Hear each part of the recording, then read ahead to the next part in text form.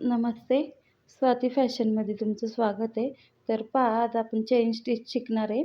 त्यासाठी मी हा 753 नंबरचा जरी थ्रेड घेतलेला आहे आणि हाच वापरायचा गोल्डन कलरचा चेन स्टिच करायला. आणि ह्या 2 सुया घेतलेल्या आहेत मी आरी वर्कसाठी. आणि पहा, ही 14 नंबरची सुई आहे.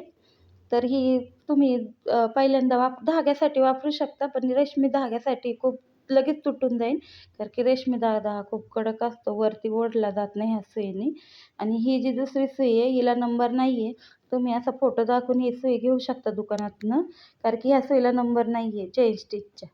आणि मण्याच्याही सुईला नंबर नाही आहे. आणि ह्याने खूप छान चेन स्टिच ती एकसारखी येते आणि ही जाड आहे तिचं पुढचं टोक, त्याच्यामुळं ती पटकन येते. पहा, आपण अशी गाठ मारून घेऊया पहिली धाग्याला. अशी गाठ मारली की मग पहा मी कशी गाठ मारली आहे. आता आपण काय करूया, तुम्हाला मी ते बोटात कसा घ्यायचा, पकडायचा हातात धागा तो दाखवते. त्या मधल्या बोटात आणि अंगठ्यात पहिल्यांदा गाठ पकडायची. पहा अशी अशी गाठ पुढं सरकून घेऊन आपण अशी गाठ पकडूया, मी व्हिडिओत दाखवल्याप्रमाणे. आणि आता आपण चेन स्टिचला सुरुवात करूया. आता पहा, मी ही सुई वापरणार नाही आहे 14 नंबरची, पण ही कधीतरी एमर्जन्सीला एखादी राहू दे आपल्याजवळ. आता पहा, आपण चेन स्टिच घेऊया. सगळ्यात प्रथम मी धागावरती खेचून घेते, त्यामुळे गाठ तिथं वर येते. आणि तिला एक लॉक करून घ्यायचं. लॉक पहिल्यांदा कशासाठी करायचं, की ती गाठ कधी कधी वरती निघून येते. कपडा जर पातळ असेल तर, ब्लाऊजचे कपडे सहसा पातळ असतात, त्यामुळे ती गाठ काय होतं, वरती निघून येते. आणि असं जर लॉक केलं की ती गाठ वरती निघून येत नाही. तर पहा, तुम्ही जाड मोठी कशी चेन स्टिच घेऊ शकता. लांब लांब आली तरी चालेल, कारण की पहिल्यांदा शिकताय त्याच्यामुळं अशा पद्धतीने चेन स्टिच घ्यायची. आणि मी इथून पुढं तुम्हाला सगळे एक एक स्टेप बाय स्टेप व्हिडिओ दाखवणार आहे, त्यामुळे तुम्ही नक्की पहा. प्रत्येक डिझाईन दाखवणार आहे जी मला येते ती. आणि ब्लाऊजचेही व्हिडिओ येतील, जसे कस्टमरचे ब्लाऊज येतील तसे ब्लाऊजचे येतील. तर पहा, आता आपण असा धागा वरती खेचून घ्यायचा आहे ह्या पद्धतीने.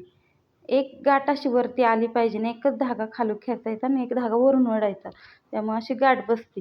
आणि हळूच असं गुंडाळून त्या सुईमध्ये तो धागा वरती ओढून घ्यायचा. पहा, असा गुंडाळायचा आणि वरती ओढून घ्यायचा. असं डबल वेढा घातला तरी चालेल, कारण की तुम्ही बिगनर नवीन लोकांना जास्त जमत नाही, चेन स्टिच जड जाती. तर अशा पद्धतीने आपण चेन स्टिच करूया. तर एक रेष मारून घ्यायची, त्यामुळं काय होतं, आपली चेन स्टिच एकसारखी येते, वाकडी तिकडी जात नाही चेन स्टिच. आणि हा आपल्या क्लासचा पहिलाच दिवस आहे. तुम्ही नक्की हा व्हिडिओ पहा.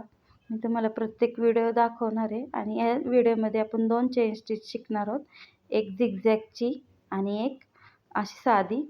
आता तुम्ही पाहू शकता, मी हळूच दाखवते कसा मी फिरून घेते धागा. तर आपण असा बरोबर त्याच्यातनं हा धागा खालचा ओढून घ्यायचा, परत दुसरीकडं टोचायचा, वरचा सोडून द्यायचा, खालचा धागा पकडायचा.